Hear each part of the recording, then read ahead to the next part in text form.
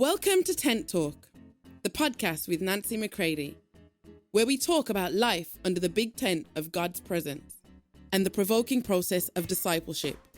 Here we go.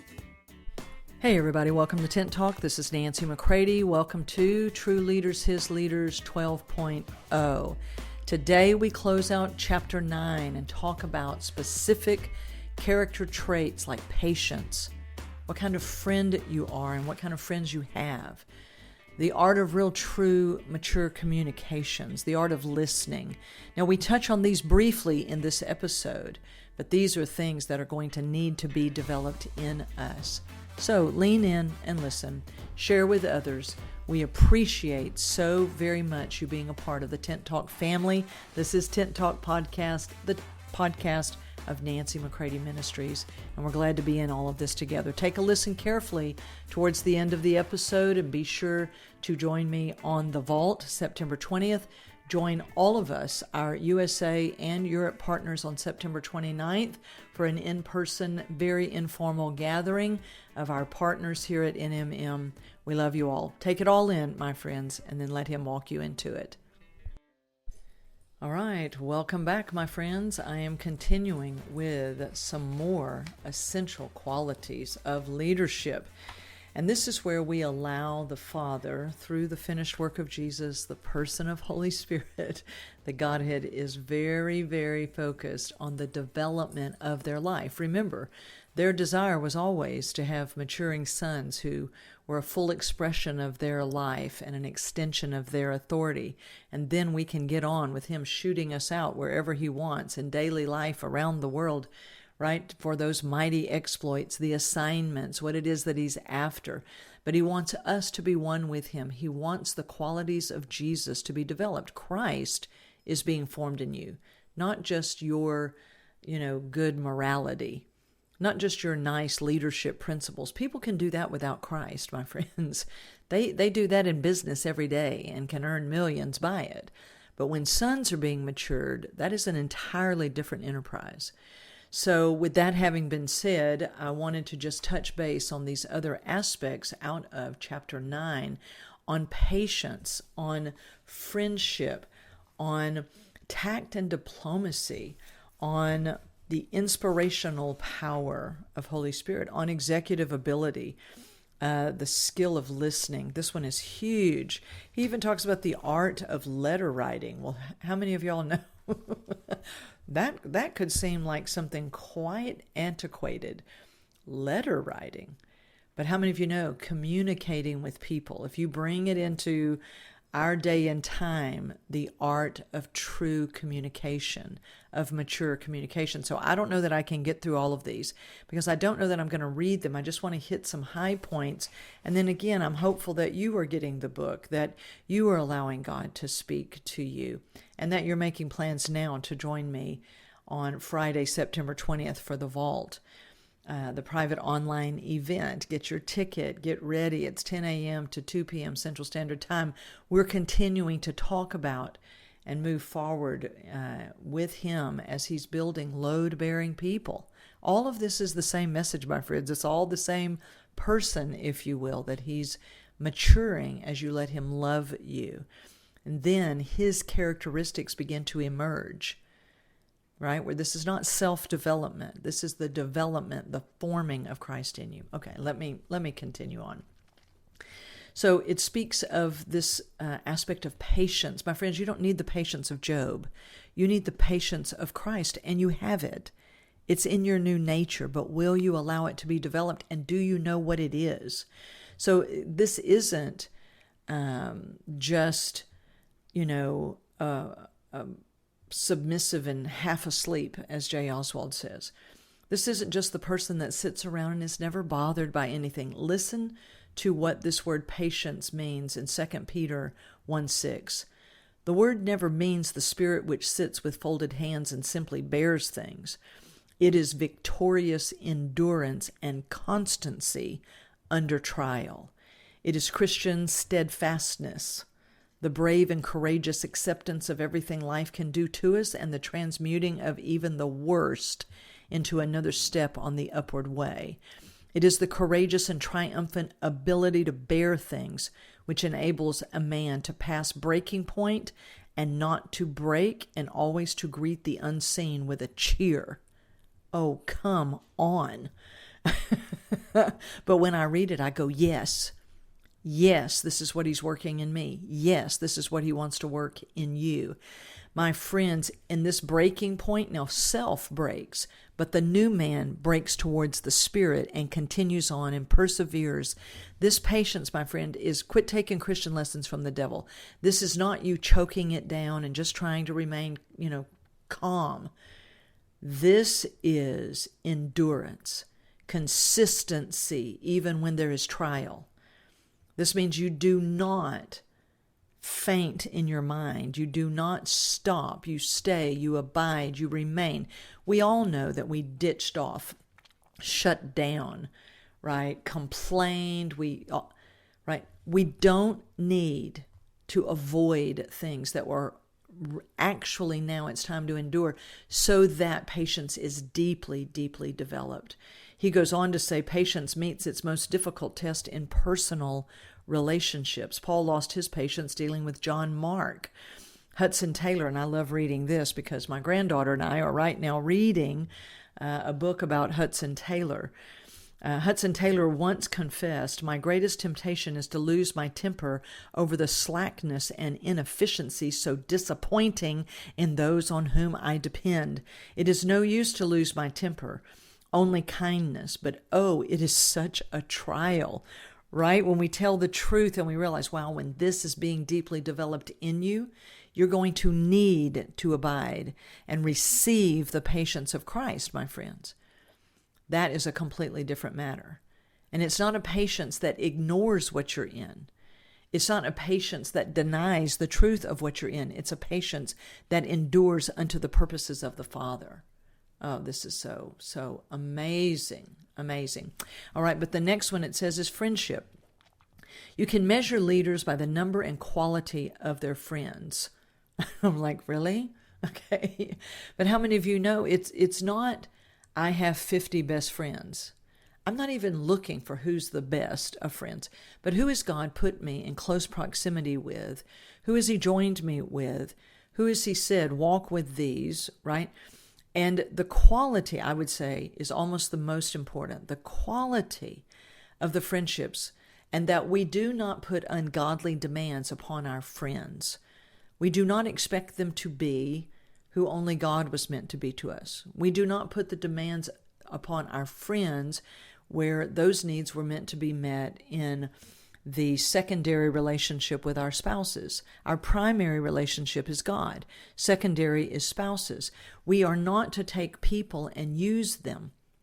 We are to deeply enjoy, receive from them as they freely give. We freely give to them.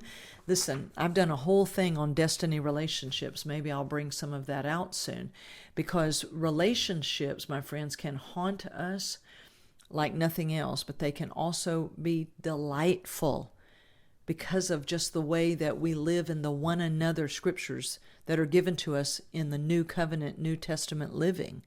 Bear up with one another, provoke one another, encourage one another, right? But how that is done has to be done out of the ordering of a person when God puts love in right order. So these things are very important. Tact and diplomacy. Let's move forward in that. Tact and diplomacy. The root meaning of tact has to do with touching. The tactile sense is the ability to feel through touch. As a teacher for many years, I can tell you can have audio learners, visual learners, and tactile kinesthetic learners. That's those that love to get their hands on it. And I might not be able to understand all the abstract principles of math, but you get me, and I can put my hands on those blocks. I can put my hands on things that represent numbers, and it begins to make sense to me even more. Tactile is through touch. And in concerning relationships, tact is the ability to deal with people sensitively, to avoid giving offense. Now listen, I can't avoid to the degree that no one may ever take offense, but I'm not giving offense. I'm not being offensive. So we want to avoid giving offense, to have a feel for the proper words or responses in a delicate situation, right? This doesn't mean I walk on eggshells. This doesn't mean I can't speak maturely, because that's one of the things I mentioned, the art of mature communication a leader is going to have. But am I tender enough in the Lord and His dealings with me that I have learned now how, when it is time to speak strongly, when it is time to speak tenderly. And diplomacy is the ability to manage delicate situations, especially involving people from different cultures and certainly from differing opinions. My friends, if you're going to move among people and nations and cultures, can the Father form Christ in you in a way that you can be a representative of the Father in all of those circumstances? If the Father created nations and cultures and different tribes and tongues and all, I'm pretty sure He can help you to know how to move among them without ever denying Him. You see, only the life of Christ in you can do all of that. Otherwise, you're just going to try to be a naturally skilled person while trying to manipulate everybody, right? That's not how it is in the kingdom. We need to know how to be forthright and fair. We need to know how to be a lion and a lamb, and we need to know when the timing of that. And all of that requires the nuances that come when you are maturing. Children can run into a room and blurt out the obvious, and every adult in the room loses their mind, right? Because we're like, this is not the time and place to say that, right? There may be a time and place to say that, but it's not now, okay? Right? But as we mature, we learn, right, the nuance of when it's time to speak, time to listen. Who leads that? Holy Spirit leads that inside the sons. We also need to be those who understand the power of being able to inspire others to service and sacrifice. And the best way to do that is, are you living the life that God's called you to, where you'll be able to inspire others by the very power of how Holy Spirit is leading you? Being able to speak in the power of Holy Spirit and to be able to live in the power that He brings to us. Now, executive ability. Because I love the words hover and brood, because they mean a warlike energy that has executive and administrative power, right? That I can oversee and carry out the will of God, and I can organize it in a way that it can be carried out. So these two go hand in hand, and we must be those who can see the abilities that God has put within us for our assignment, our life, for carrying out His will and being a blessing to others. But this takes time to really catch this from His point of view. Now, the therapy of listening, that's what it's titled here in the book. When I do internships and I'm training people, not mentoring them, that's when my skill of listening is intact. If I'm training them to work with others, listening is one of the number one skills that I take time with. We must be able to master the art of listening. In Watchman Nee's book, The Character of God's Workman, it's like one of the first skills that he talks about. The ability to be a genuine listener. This is a huge part of real, true, mature communications. And I would say after, 30 plus years of working with others, it is still daily the skill I need the most fine-tuning in and must always be reminded of. Because when you also have a teaching gift and you want to impart knowledge, you are a talker. You are speaking, right? If you got in trouble by your second grade teacher like I did, and it's written on your report card, Nancy talks too much. Okay, thank you so much. Yes, a future communicator of the gospel. Okay, right? But you have to know when to talk and when not to talk. There is a timing in all of that. And so we must know that as true leaders, time spent listening is well invested, because you begin to learn on 3 levels. You're listening to Holy Spirit, because what is He doing in the life of that person? You're listening to what's going on in you. You're listening to the other person. You understand the maturing that has to happen to have this real true art of being a listener. He goes on to the art of letter writing. And this really is the art of mature communications. It is so very necessary. But I think I will pick up maybe in episodes to come. I don't know if it'll be the next ones, but maybe in episodes to come on mature communications and what that means, and on destiny relationships, because these are two, I think, that are really standing out to me here that are very, very key. So let's close out for today here. I hope to see you on the vault. For those of you that are able, I have people that are flying in, moving in, people who are coming to our NMM partner gathering on September 29th. It's a Sunday afternoon from 3 to 5 p.m. Central Standard Time, and we're going to be together. We've got all our folks coming in from Europe, and our great partners from Europe are coming in because we are all together for several days, because we are being led into the next seasons of what God is doing. And we're coming together for a private gathering, strategic conversations, time together to really hear Him. But during those days together, we want to have time with you. And so we're going to meet out at a beautiful home outside of Belleville, Texas, and be able to just have a couple of hours together. So we would love to have you come in. Look on my social media, look in the show notes, and you'll see the NMM Partner Gathering RSVP link. Tap it and be there with us. Also, September 20th, we will, which I believe is today. If you're listening to this in real time in the early morning hours, you still have time to get your ticket and be online with us live for the Vault, 10 a.m. to 2 p.m. Central Standard Time. But if you can't be with us live and you're catching this later, you can still request to get your ticket and get access to the video replay and the workbook. All right? So there you have it. So glad we're in all of this together. Love you so much, and let's be the leaders that He's building for this hour of history.